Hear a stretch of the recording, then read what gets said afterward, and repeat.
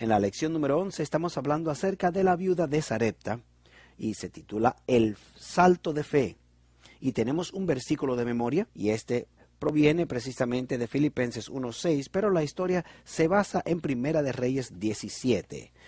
Primera de Reyes 17. Nuestro versículo de memoria está en Filipenses 1:6 y le invito a que por favor lo repitan conmigo. Filipenses 1, verso 6 y se encuentra allí en su cuaderno. Estando persuadido de esto, que el que comenzó en vosotros la buena obra, la perfeccionará hasta el día de Jesucristo. Me encanta ese pasaje porque nos recuerda que la obra de la santificación es un proceso continuo y si nosotros somos fieles y nos mantenemos con el Señor y continuamos creciendo y seguir lo que Dios nos demuestra, Él ha de completar la obra que comenzó en nuestra vida. Y el Señor es conocido como el autor y ¿qué más? Y el consumador de nuestra fe. ¿Cuántos han comenzado un proyecto y nunca han terminado?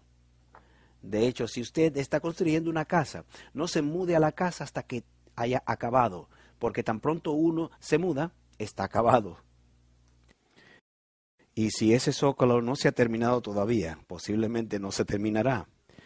Las cosas temporeras tienen una manera maravillosa de convertirse en permanentes, y uno, por supuesto, se acostumbrará a ellas. Nosotros tenemos nuestra casa en Cobla, y alguien nos dijo, bueno, puede terminar cuando se muden. Y otro amigo me dijo, no, porque cuando tú te mudes no lo vas a terminar.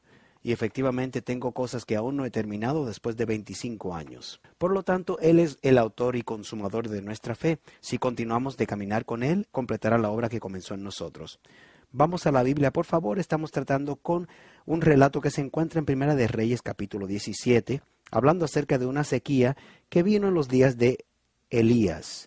Han escuchado acerca de la viuda de Sarepta y de eso hablaremos hoy.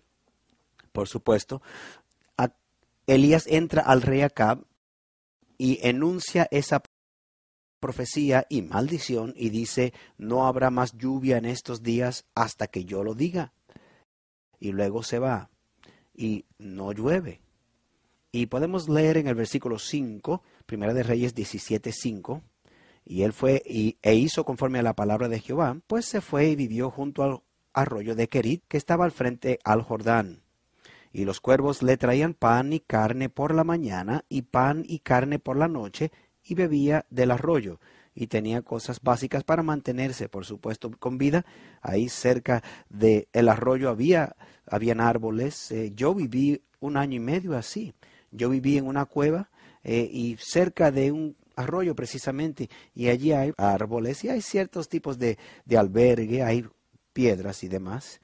Y fue alimentado milagrosamente a través de la naturaleza. Enfatizo esto porque ahora va a haber una transición desde la naturaleza, luego lo van a alimentar una persona.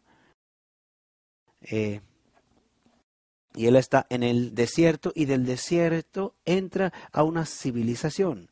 Va también de una dieta carnívora a una vegetariana y es una transición interesante también. Y uno pues se pregunta, ¿de dónde provienen los cuervos con la comida?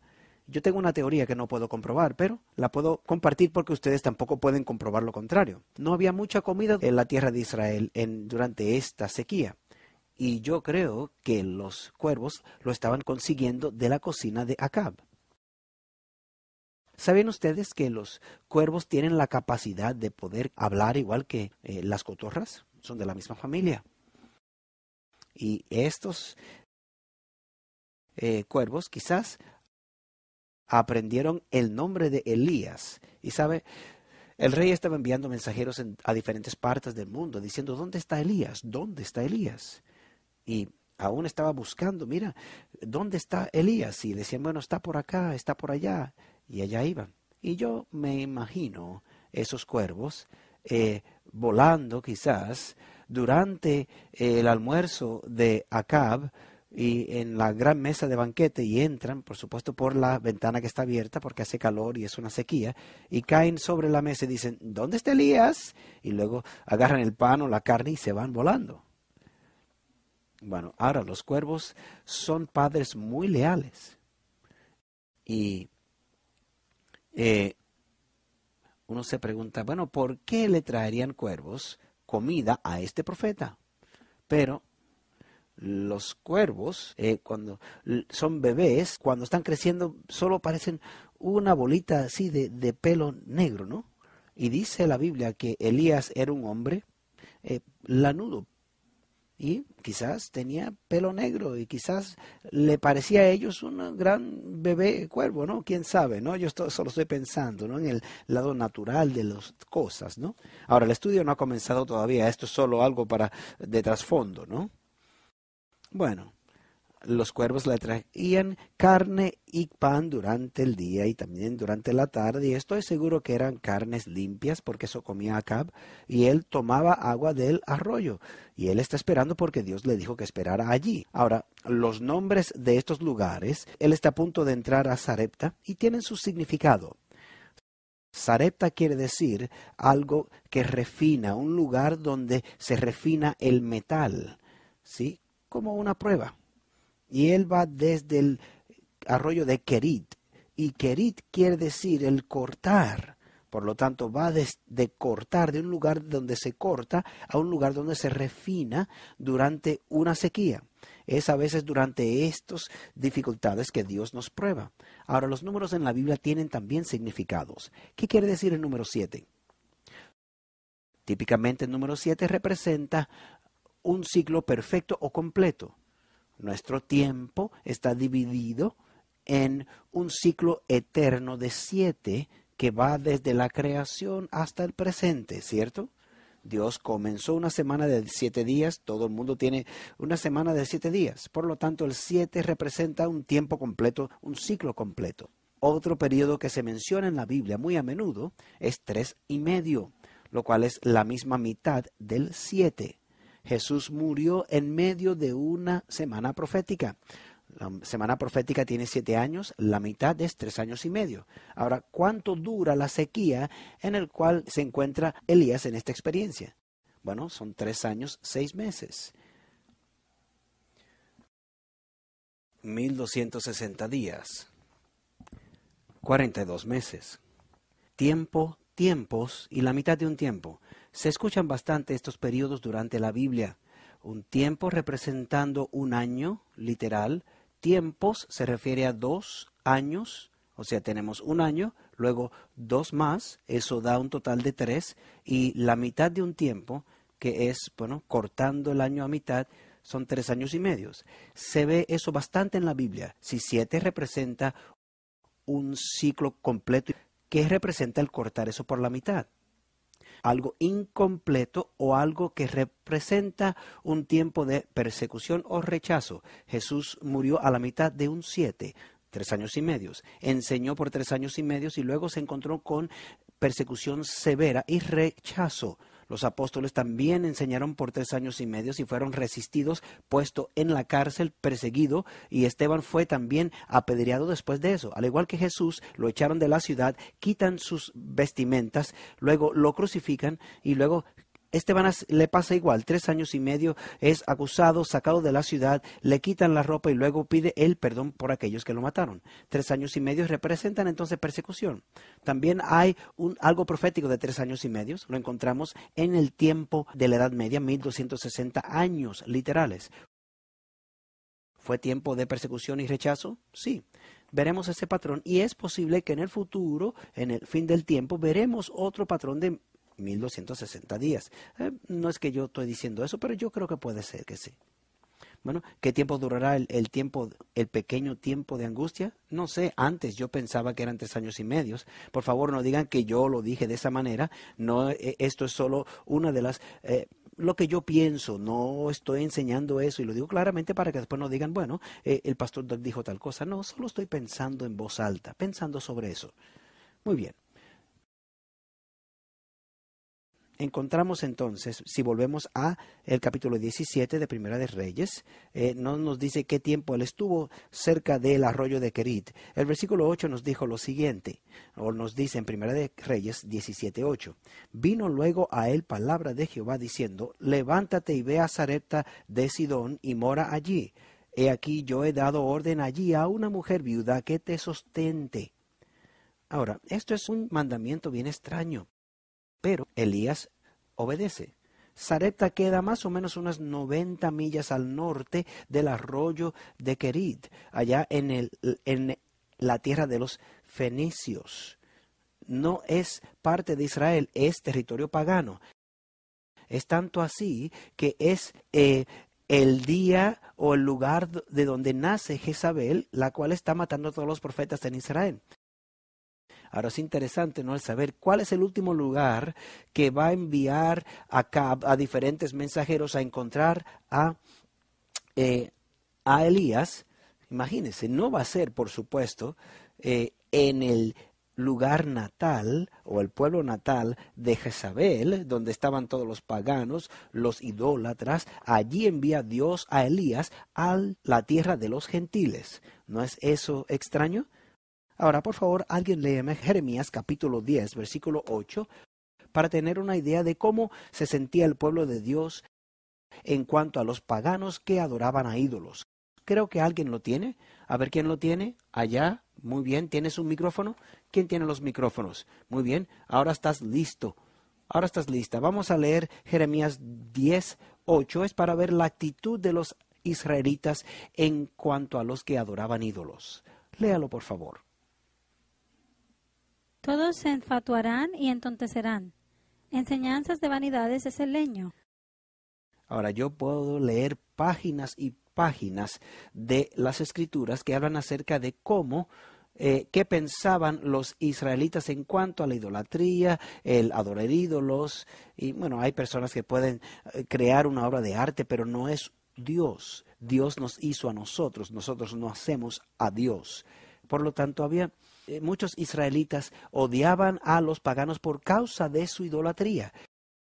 Y ahora los israelitas habían cambiado y estaban entonces adorando a Baal, como que estaban sincronizando estas dos cosas juntos. ¿Puede ocurrir eso para el pueblo de Dios en los últimos días? ¿Un ídolo tiene que ser una estatua con 20 brazos, por ejemplo? ¿O puede tener un emblema de BMW? Un ídolo puede ser una casa. Un ídolo puede ser una televisión. Cualquier cosa que tome el primer lugar en nuestra vida puede ser un ídolo. Claramente es así. Si le dedicamos tiempo para adorarle, puede ser un ídolo. Los israelitas se habían entregado a la idolatría en esta ocasión. Elías se convierte en el primer profeta que es enviado a los gentiles. ¿Han pensado eso anteriormente? Él vive antes que Jonás, que es enviado a Nínive. Jesús habló a una mujer quien era pagana y vivía en el país del norte de Fenicia, sanó su hija. Bueno, muy parecido a lo que ocurre aquí con Elías, y vamos a llegar a eso más adelante. Jesús se refiere a la experiencia de Elías, que se quedó con una mujer pagana, en Lucas capítulo 4, versículo 24. Lucas capítulo 4, versículo 24 dice lo siguiente: de cierto os digo que ningún profeta es aceptado en su propia tierra.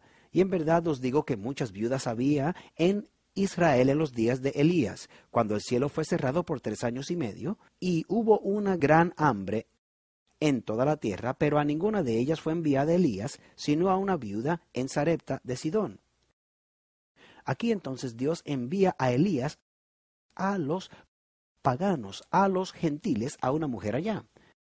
Ahora, hablaremos más acerca de ese símbolo más adelante en el estudio de hoy, pero solo quiero repetir, Sarepta, la palabra quiere decir el refinar, un lugar de refinar metal, estaba en la costa, quizás unas 109 millas del arroyo de Kerit, en la tierra de los fenicios.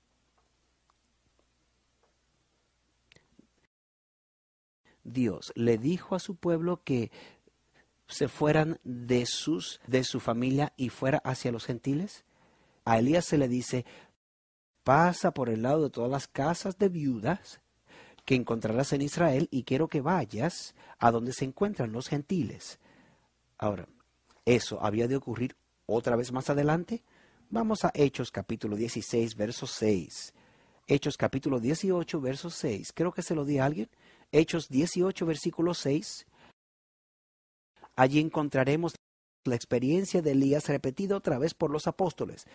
Silvia, por favor, léanos eso.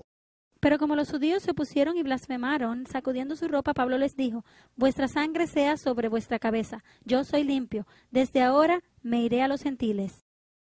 Hubo la obligación de ir primero a su propio pueblo. Uno comienza yendo a su propio pueblo, pero cuando ellos lo rechazan, uno se encuentra yéndose por todas partes buscando a los demás. Y el pueblo de Elías, cuando él fue a Acab, ellos estaban rechazando a Dios. Ahora él es enviado a los gentiles. Ahora, entre los gentiles, ¿hay personas que están en busca de Dios?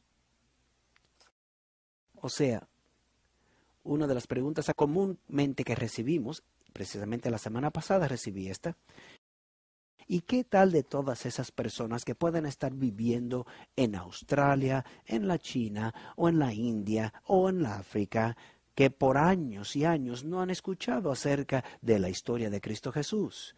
Todos ellos automáticamente van directamente al infierno y no tienen oportunidad de salvación porque no escucharon el nombre de Jesús.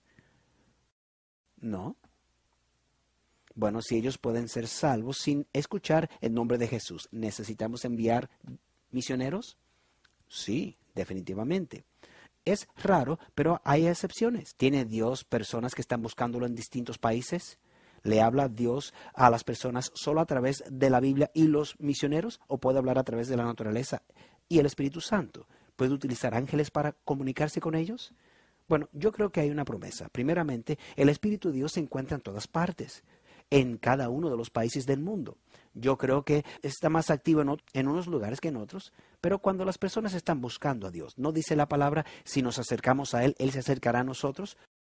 Donde quiera que hay personas buscando a Dios, Él ha de acercarse a ellos. Por lo tanto, aquí encontramos esta mujer viviendo en un país del norte, quien creía en Dios. Pero primero, allá, ¿llegó la sequía? ¿Sí o no?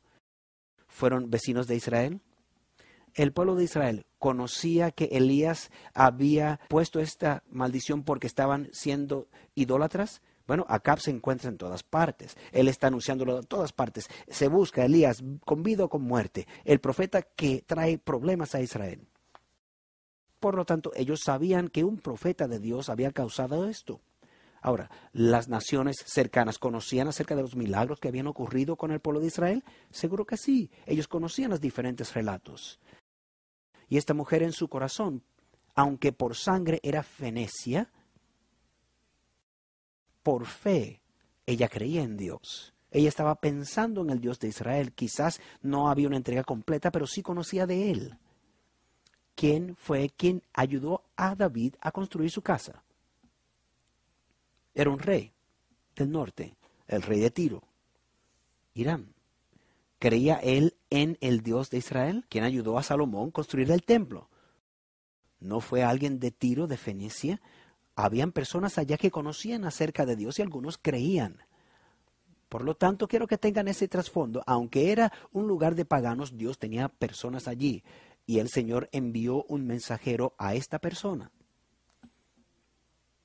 Bueno, dice entonces en el versículo 10, entonces él se levantó y se fue a Sarepta, y cuando llegó a la puerta de la ciudad, he aquí una mujer viuda que estaba allí recogiendo leña. Ahora quizás debemos leer la historia completa, y estoy leyendo, bueno, deja ver, leía, él dijo, voy a tener allí una viuda que ha de sostenerte. Allí está una mujer recogiendo leña, y él la llamó y le dijo, te ruego que me traigas un poco de agua en un vaso para que beba. ¿Por qué piensan que dijo eso? Bueno, varias razones. Quizás tenía sed porque hay una sequía, por supuesto. Otra razón es, ¿cuántos de ustedes recuerdan cuando Eleazar está buscando una mujer en específico que él sabe que Dios ha escogido una esposa para el hijo de su amo, y luego él va a la ciudad de Hebrón, la cual no era completamente judía, sino que era pagana también? Él no sabe cuál virgen es la que Dios ha señalado, por lo tanto utiliza una prueba de un vaso de agua. Bueno, Dios le dice a Elías, mira, tengo una viuda aquí. Recuerda que él no le dio su nombre. Acuérdate que Elías conocía la historia de Eleazar. Él le dijo, Señor, tú guiaste a Eleazar por un vaso de agua, yo entonces quiero que tú también me lleves a quien sea. Bueno, yo no sé cuál viuda es, pero él le pregunta entonces, ¿puedes darme un vaso de agua? Y esa pregunta llega a ser una transición a la salvación.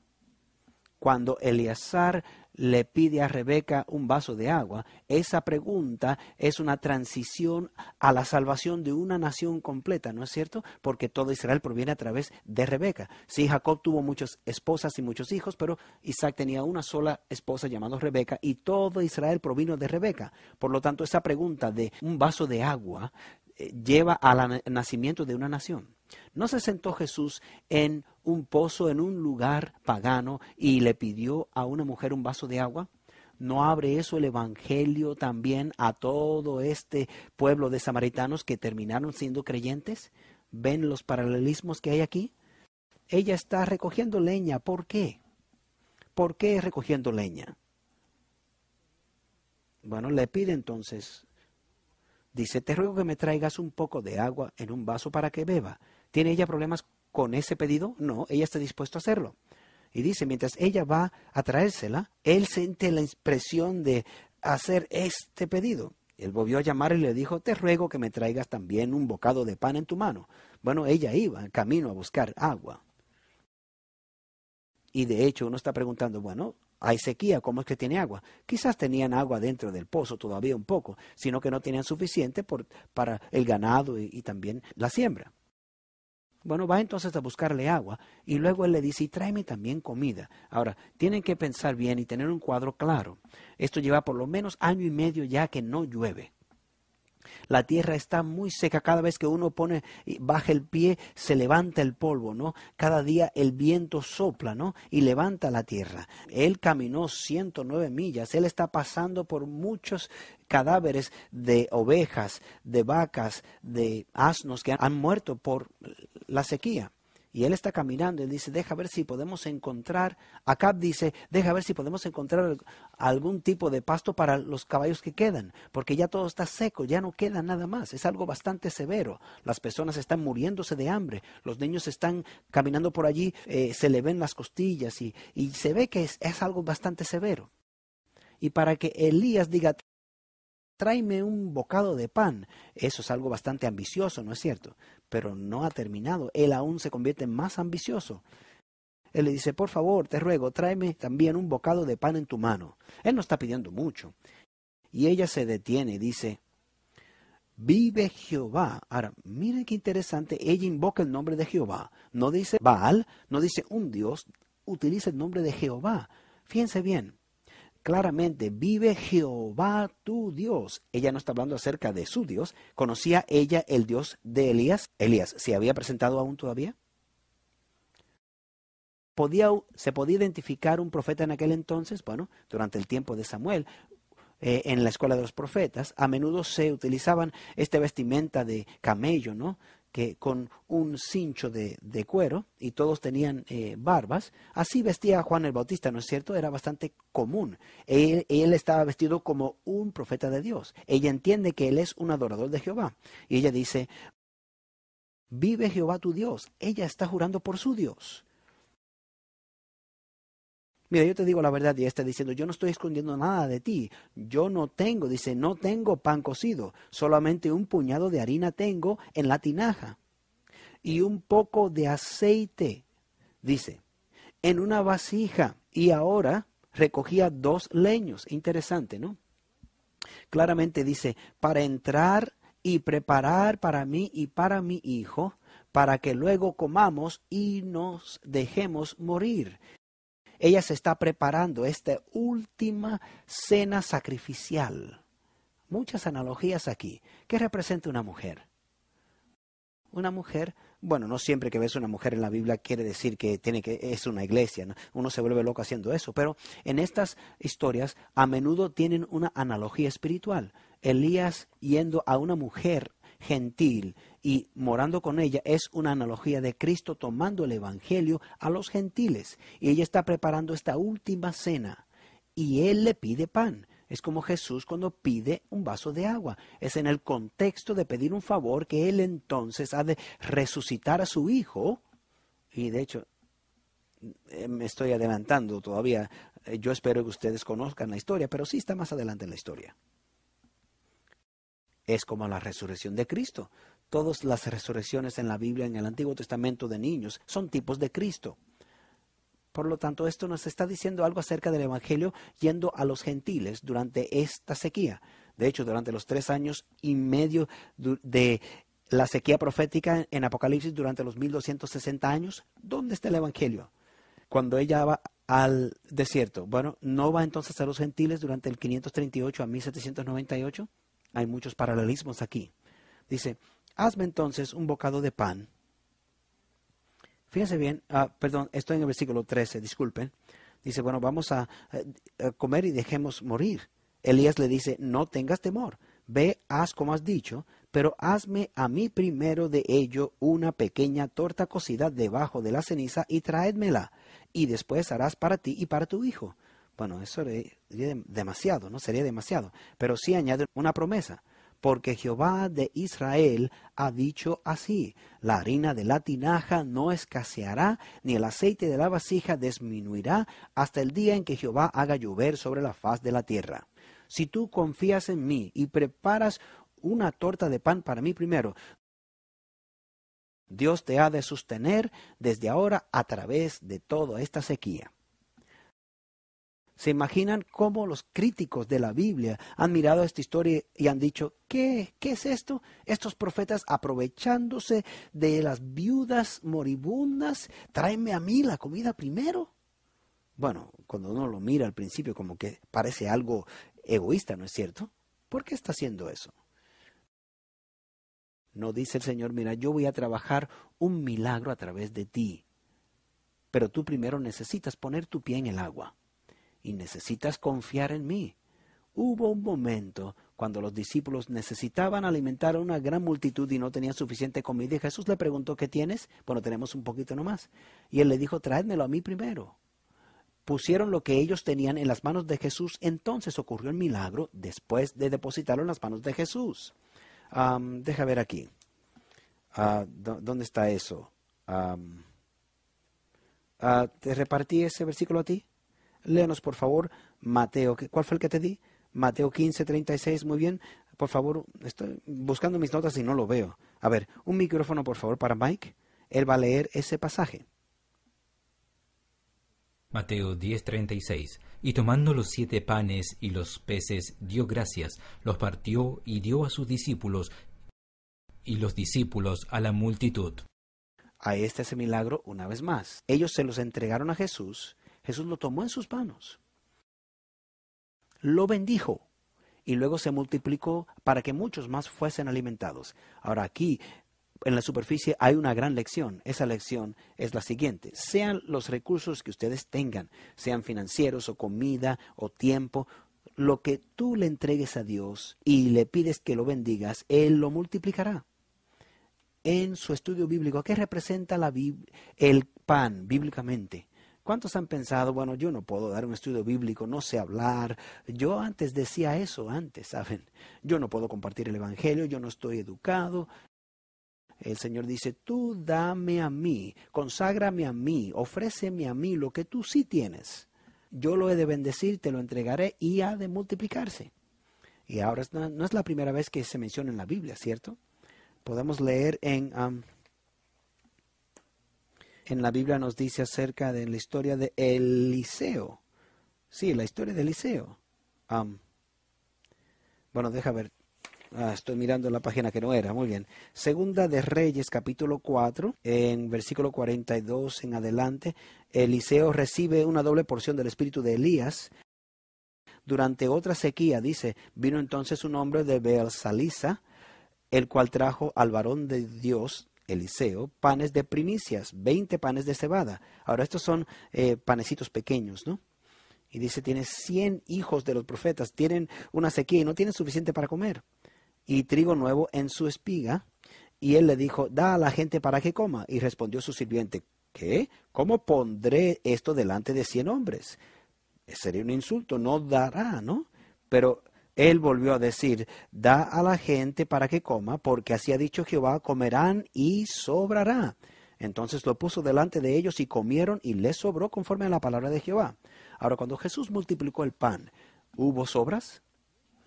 Cuando esa viuda obedeció a Elías y regresó a su casa y buscó entonces al final y sacó esa manada de harina e hizo esa torta y le puso un poquito del aceite que le quedaba. Cuando regresó entonces a buscar más harina, ¿había harina allí? ¿Todavía quedaba aceite? ¿Y el día siguiente, y el día siguiente, y el día siguiente? Ahora, bueno, 6 días a la semana cayó el maná, menos el sábado, pero evidentemente él proveyó su comida cada día. No sé si le dio doble porción en viernes, no dice. Pero él dio la provisión para cada día. ¿Se imagina la fe de los que vivían en esa casa cada vez que abrían entonces la tinaja? Ahora, ¿cuántos han tenido esa experiencia en el pasado? Recuerdo Roger Moore, no sé cuántos recuerdan Roger Moore, escribió tremendos libros sobre la oración. Él y su esposa vivían al sur de aquí, fuimos a su casa, tenían este ministerio de oración y él contó este relato de su máquina de copiadora. Él no tenía dinero para comprar tinta, ¿no? Mi esposa y yo acababan de comprar una, costó como $100, oye, y él comenzó a orar, pidiendo que el Señor la bendijera. Aunque marcaba que estaba vacío, todavía él seguía orando y seguía entonces imprimiendo cientos y cientos de papeles. Y él dijo, el Señor multiplicó las copias de esta copiadora. Y he visto tantas historias así. Recuerdo cuando no teníamos combustible en sábado, cuando estábamos llegando a una iglesia, se nos había completamente olvidado. En Lubbock, Texas, corrimos 70 millas y se nos olvidó. Quedamos sin gasolina y yo era joven, quizás era un poco idealista y yo no estoy condenando a aquellos quizás que hayan hecho cosas diferentes, pero yo tengo una fe sencilla. Yo dije, vamos a orar y Dios entonces multiplicará lo que tenemos. Recuerdo todavía el nombre de esta señora, Beth Campbell. Estábamos llevándola a la iglesia y dijimos, bueno, vamos a orar y comenzamos a manejar de regreso a Texas. Y el auto siguió y ella dijo, ustedes son locos. Se les ha acabado el combustible y seguimos.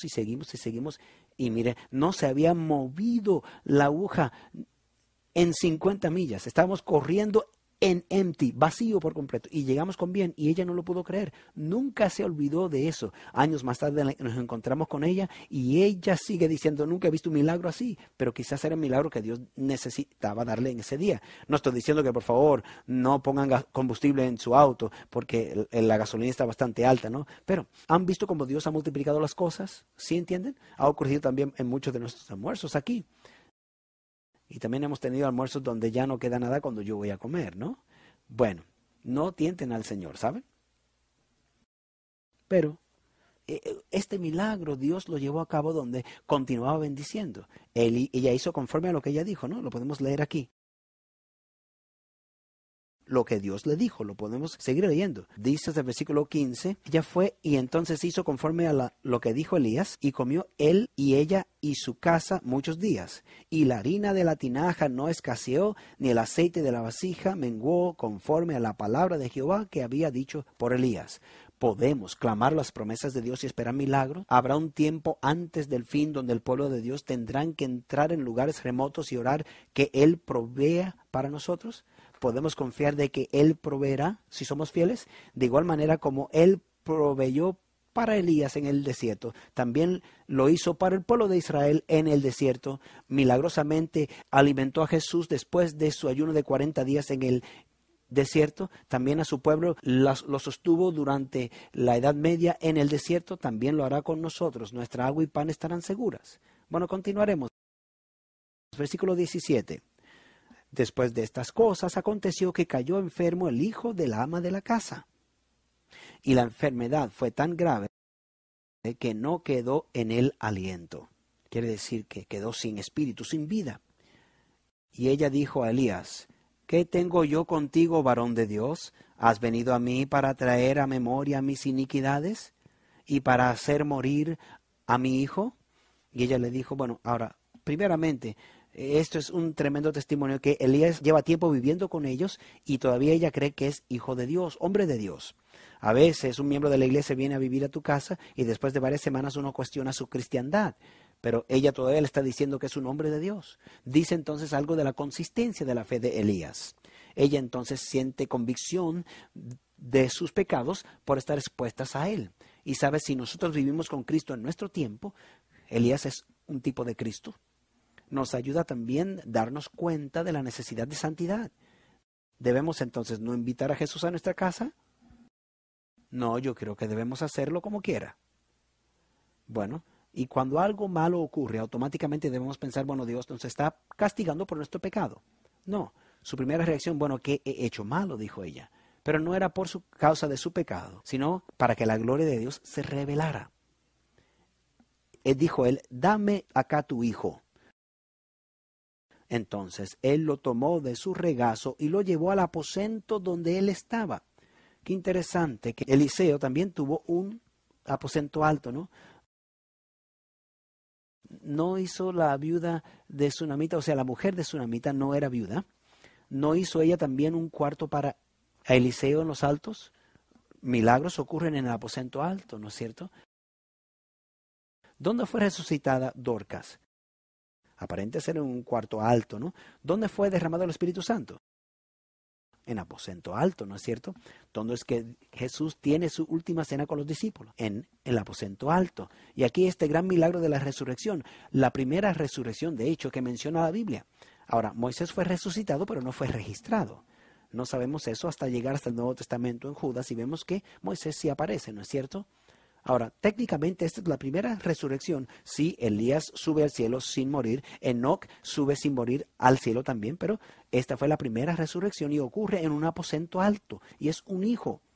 Entonces, dame acá tu hijo, lo pone en su cama y luego ora sobre él, dice, y clamando a Jehová dijo, Jehová, Dios mío, aún a la viuda en cuya casa estoy hospedado has afligido, haciéndole morir su hijo.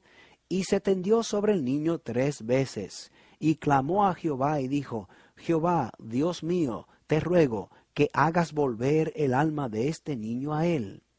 Ahora, algo que nos damos cuenta aquí de Elías es que él era muy consistente con sus oraciones. Cuando él sabía que algo era la voluntad de Dios, él seguía orando hasta que ocurría. ¿Cuán a menudo oró para que la lluvia regresara? 7 veces. Decidió, bueno, voy a orar 7 veces y luego va a ocurrir, o siguió orando hasta que llegó la contestación. Es posiblemente que él oró 7 veces o 20 veces y como quiera iba a llover. Él era muy persistente en sus oraciones y Dios las contestó. Y él se tendió sobre el niño y dice, y Jehová oyó la voz de Elías y el alma del niño volvió a él y revivió. Tomando luego Elías al niño, lo trajo del aposento a la casa y lo dio a su madre. Y le dijo Elías, mira, tu hijo vive. Hubo un momento cuando la iglesia pensó que su Salvador estaba muerto. Ahora, los discípulos se reunieron en el aposento alto cuando Jesús se apareció a ellos y le dijo, paz a vosotros. Básicamente diciéndoles, todavía estoy con vida, no estoy muerto. Hay muchas analogías aquí. Y hay muchas cosas más que podemos extraer de esta iglesia, de esta historia. Muchos de ustedes pueden tener hijos que aparentemente piensan que han perdido su fe, que el espíritu se les ha ido, que no creen. ¿Qué hizo esta mujer con su hijo? Colocó su hijo en los brazos de Elías. Y entonces Elías intercedió y se lo entregó de nuevo a sus brazos con vida. A veces cuando no hay nada más que puedes hacer, hay que llevar a los hijos. Es posible que usted tiene hijos que están en el mundo, están perdidos, le han dado la espalda al Señor, no tienen esa vida espiritual. Oren para que el Señor los levante, pónganlos en los brazos de Jesús y piden el milagro. Amén. Y Dios escucha esas oraciones. Hay que ser persistente, como Elías. Continúen orando. Ahora, saben, yo no creo en la vana repetición durante la oración. Alguien me preguntó en cierta ocasión, no debemos orar vanamente o con vanas repeticiones, pero oro cada día por mis hijos que están perdidos. ¿Es eso vana repetición? No, no es lo mismo. Está hablando acerca de repetir las mismas palabras una y otra vez. Pero el orar por lo mismo diariamente, yo oro por la victoria cada día. Yo oro por el perdón cada día. ¿Eso es vana repetición? Bueno, hay muchas cosas que uno puede presentar delante de Dios. Bueno, entonces él le coloca al niño otra vez en sus brazos. Ahora, hay otros versículos que quiero que tomemos en cuenta aquí. Esta mujer se le pidió que pusiera a Dios primero en su vida. Alguien léame, por favor, Mateo capítulo 10, verso 37. Creo que entregamos ese. Aquí lo tenemos. Ahora, voy a regresar un momentito. Recuerden cuando Elías dijo, trae, aún antes que tú y tu hijo coman, pon a Dios en primer lugar.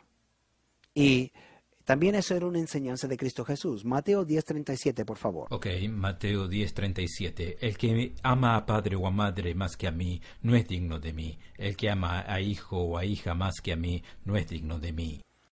Ahora, eso no quiere decir que, como dice una versión, aquel que no odia.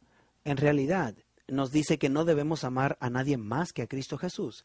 Algunas personas ponen a sus cónyuges antes que el Señor. Uno es creyente, el otro no es creyente. Y el no creyente dice, tú siempre te vas a la iglesia, iglesia. ¿Por qué no te quedas aquí conmigo? Hónrame, quédate aquí. Y como que tratan de convencerlo a que no tengan una relación con el Señor. Lo mejor que uno puede hacer para su persona o su cónyuge es poner a Dios en primer lugar. Ahora, ¿qué hubiese ocurrido? Nunca dice que su hijo se enfermó por causa de Elías. Sea lo que recibió el hijo que lo mató, posiblemente había de ocurrir aunque Elías estuviese en su casa o no. Pero al invitar a Elías en su casa, eso salvó a la familia de morir de hambre y también de la enfermedad. ¿Has pensado que esa hospitalidad también te puede salvar a ti? ¿Pueden pensar en otra persona que fue salva por causa de la hospitalidad? Lot invita a los ángeles que entren y es salvo, ¿no? ¿Quién más? Abraham, ¿recuerdan? Él también entretuvo a los dos ángeles. Muy bien, en un sentido en cierta manera fueron salvos, ¿no? Bueno, hay otros ejemplos que de momento no me llegan a la mente, pero la Biblia sí menciona donde hay personas. ¿Quién? Rahab, sí, en ese es que estaba pensando. Rahab invita a los dos espías a su casa y salva entonces a ella y a toda su familia. Algunos han entretenido a ángeles sin darse cuenta, dice la Biblia. Entonces, cuando vemos a alguien en necesidad, que te piden, dame comida, dame de beber. Yo sé que es algo difícil, especialmente cuando tenemos una familia con hambre. ¿Sabe? Yo no puedo entregarlo todo. ¿Qué va a ocurrir con mi familia? Todos estamos inclinados a pensar de esa manera. Pero ¿qué nos dice Jesús cuando hacemos algo para alguien en necesidad? ¿A quién se lo estamos haciendo? En cuanto lo hiciste a uno de estos mis hermanos más pequeños, a mí me lo hiciste. Hay muchos paralelos en esta historia. Una de las cosas que quiero señalar antes de que se me vaya el tiempo, vamos a mirar los símbolos de esta historia. Nos dice que aquí tenemos una mujer. Una mujer es una alegoría para una iglesia, ¿no es cierto? Ella está recogiendo 2 leños. Y así se hace una cruz de 2 leños, ¿no? Para que ella y su hijo se lo coman y mueran. Jesús también comió antes de morir. Lo único que le queda en su casa es aceite y pan. ¿Qué necesita la iglesia en nuestra casa? ¿Qué representa el aceite? El Espíritu Santo. ¿Qué representa la harina o el pan? La palabra de Dios. Si usted tiene esas 2 cosas en su casa. ¿Y Elías a quién representa? Jesús, ¿no es cierto? Elías quiere decir mi Dios es Jehová. Por lo tanto, él es un tipo de Cristo en este relato. Si tienes a Cristo en tu casa, si tienes al Espíritu en tu iglesia, si tienes la palabra de Dios en tu casa, ¿qué más ocurre allí? Su fe es fortalecida porque atestiguan una resurrección. Hemos atestiguado la resurrección de Jesús en nuestra iglesia, en nuestra casa. Luego tenemos el aposento alto. Es el Nuevo Testamento, ¿no? En el Nuevo Pacto. Hoy vamos a estar celebrando la comunión. Es un símbolo del Nuevo Pacto, del nuevo nacimiento. Hay una provisión milagrosa que se lleva a cabo. Bueno, después de que su hijo es resucitado, se les entrega en sus brazos. Vamos al último versículo del capítulo. Entonces la mujer dijo a Elías, ahora conozco que tú eres varón de Dios y que la palabra de Jehová es verdad en tu boca. ¿Por qué? Por la resurrección. Yo sé que la palabra en tu boca es verdad. ¿Cuál es la mayor evidencia de todo lo que Jesús dijo que es verdad? Que Él regresó de la muerte. ¿Qué esperanza tenemos de vida eterna si Jesús no haya resucitado y nosotros estamos muertos en pecados? Porque Él resucitó, también es esperanza nuestra que resucitaremos. La iglesia entera está fundamentada en esta resurrección. Bueno, queremos recordar a los amigos que sí tenemos una oferta gratuita. Es la Gran Liberación, la oferta número 747 y puede ser suya al llamar al 1-888-788-3935 y se lo enviaremos completamente gratis. Fue un tremendo estudio, ¿no es cierto? Un gran relato en la Biblia. Siempre me inspira estas analogías que encontramos en las Escrituras que nos hablan acerca de Cristo Jesús. Gracias por unirse a nosotros. Esperamos volver a estar juntos el próximo sábado.